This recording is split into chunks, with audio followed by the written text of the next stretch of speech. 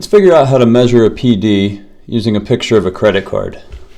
So the first thing that's important to know is that a credit card is 85.6 millimeters wide. And what we're going to do is measure the credit card's width in pixels to determine a pixel to millimeter ratio. We're then going to measure the PD in pixels and then divide the number of pixels by the pixel to millimeter ratio to get the PD.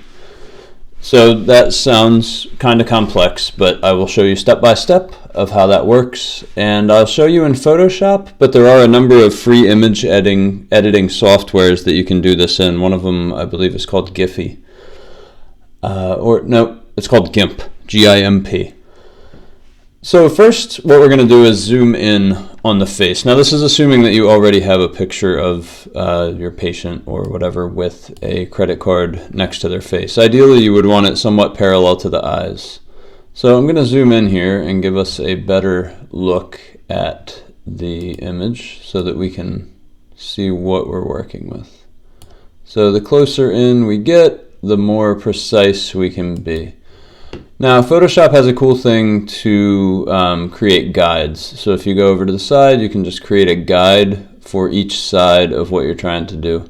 Now, because the credit card is so precise, 85.6 millimeters, you do have a little bit of wiggle room in accuracy and you'll still get a fairly accurate PD. So that is the left side of the card and then the right side of the card. And now what we're going to do is just create a box between the two cards to see how many pixels wide that is. So that's 190 pixels wide. So what we can do is come over here into this sheet and type in 190. And what that will do is fill in our pixel to millimeter ratio. And the pixel to millimeter ratio is a pretty simple thing. It's credit card in pixels divided by credit card in millimeters. So now we can do the same thing with our pupillary distance. So what I'm going to do is create a guide that just goes to the center of each eye.